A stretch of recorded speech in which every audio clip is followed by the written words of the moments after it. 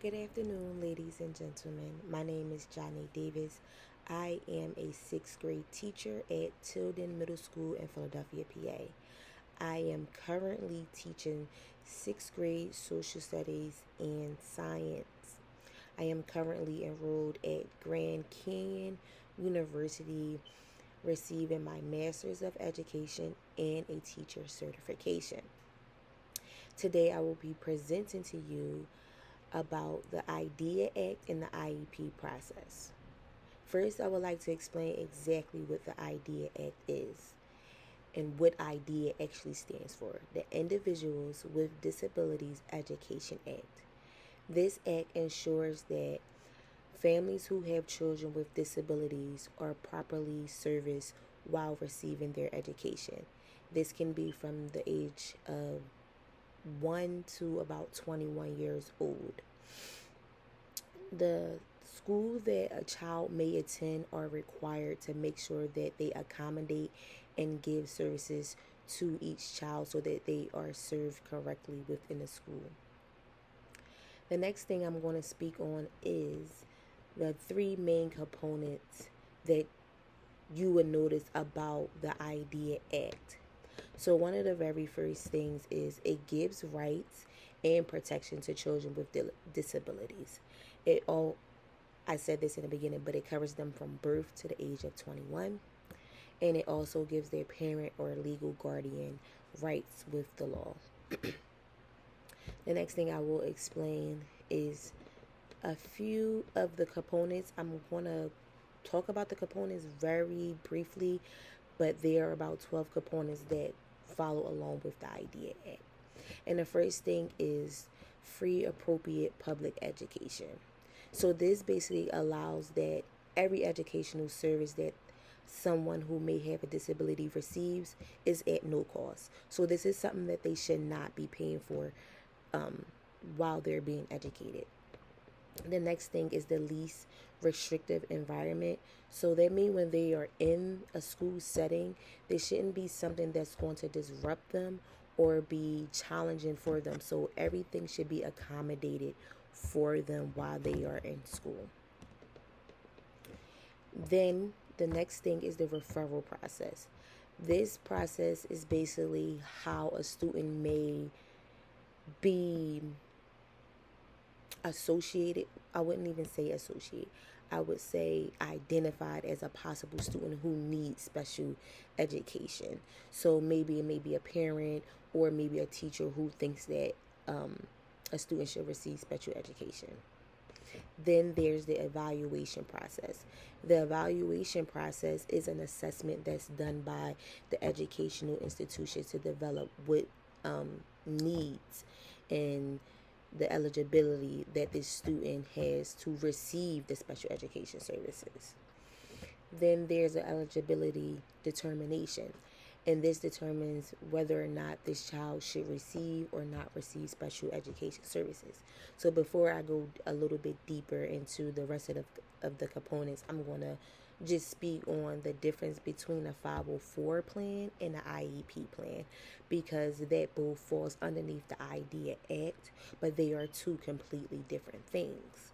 So the 504 would basically accommodate a student for their accommodates that student for whatever needs that they might have, versus an IEP process. For as an IEP, that student may have a disability that impairs them to be educated to learn properly, versus in the 504 plan, that student disability may not impair them with their education. So that's the big difference. So in the 504 plan, they're being accommodated, versus in the IEP, they're being accommodated, assisted, and is stepped up another notch. And I literally just had a meeting the other day with my special education lead teacher about having a student have what would work better for a student in my class, an IEP or a 504 plan. So currently I am trying to help one of my students get the necessary needs that he have to be able to be successful in all of the classes that he have, not just mine. The next thing is the IEP components. And the IEP is basically an individual education program. So it must have specific components. It must have presents the student levels of performance. It also must have the goals of that student and the special education and related services that may be provided during the IEP time frame that the student may have an IEP. So some students may have an IEP from maybe fifth grade to sixth grade, maybe seventh grade to eighth grade. Maybe they may not need a IEP for more than a year, but they're going to be tested. So if a student is tested and they are in the fifth grade and they are being tested and their disability is impairing them and they are at a second or third grade level, then when that IEP reads, when the IEP process is complete, then that will all be in there. That the student may not be at their level, and that was because of the disability that they have. And this disability can also be diagnosed by a doctor. It's not something that's going to be diagnosed by teachers in the school. Is diagnosed by a doctor, and then the school plays on that and helps out the parent figure everything out for their education, success of their education. Then you have the parent and student involvement, which basically in the IEP process is making sure that the student and the parent is involved the entire time, that they know and they're communicated with the entire time about every step that happens, every person that's involved, including a principal, special education teacher, lead, or anybody for the services that may come into the school that they will receive. Then you have a quarterly progress monitoring. So I've actually been to a quarterly progress monitoring meeting before for students with an IEP. And this basically consists of just reviewing the students' progress since they had an IEP. And in the meetings I've actually attended, there was the special education teacher that was assigned to work with that student, me and the parent, anybody else who may have been involved in the student. And we talked about things that we noticed in the classroom that helped and did not help, and how we can move forward with those things. So I actually had my own personal experience with the quarterly progress monitoring. And then there's the annual review process. Now, this annual review process is a little bit more different than that quarterly progress monitoring, mainly because this is a whole entire year progress review.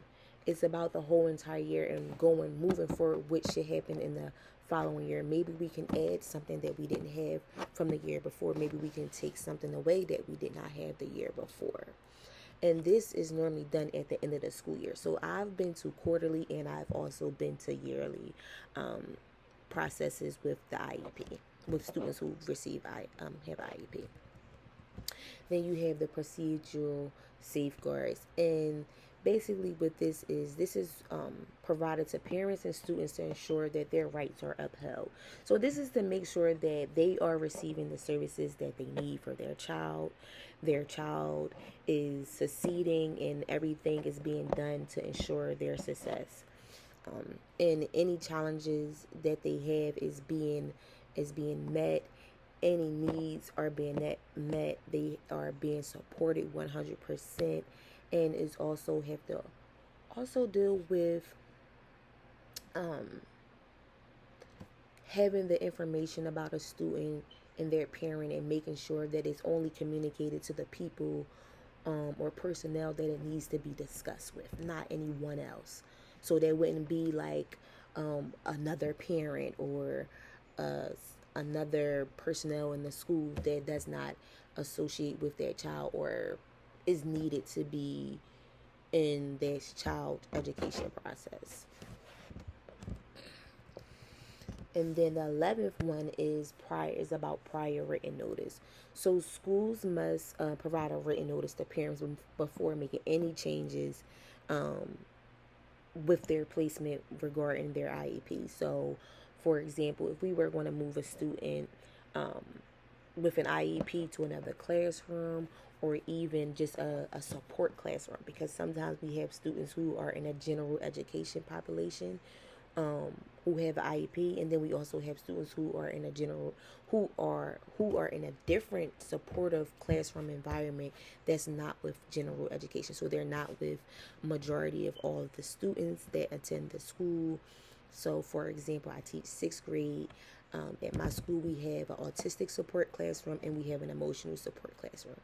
These students most likely have an IEP, but they're not in a general education classroom with other students. So their support is very direct.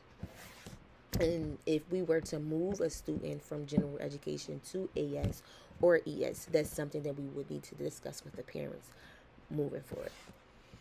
And then the last thing is about related services. So related services can be services that a student may have, but it's not directly inside of the school. It could be a company or organization that's outside of the school setting that comes into the school so that the student is receiving services. For example, I have a student, she has someone that's not directly contracted with the school district, but she services that student in our school, but she's not contracted with the school district. And that kind of summarizes pretty much everything that I had to say about the IDEA Act and the IEP process. As I spoke before earlier, I think one of the biggest things that people have a misconception about is the IEP and the 504 plan. Sometimes IEP plan is not necessary. Sometimes it's the 504 plan that might be better. So just knowing that you may have those options is great for parents and teachers and anybody who may be involved with making sure that their child has a successful education should know. And again, my name is Johnny Davis, and this will conclude my presentation. If anyone have any questions, any concerns, or just want to share any personal experience with their IEP process or 504 plan or just teaching, you can always reach out to me. Thank you.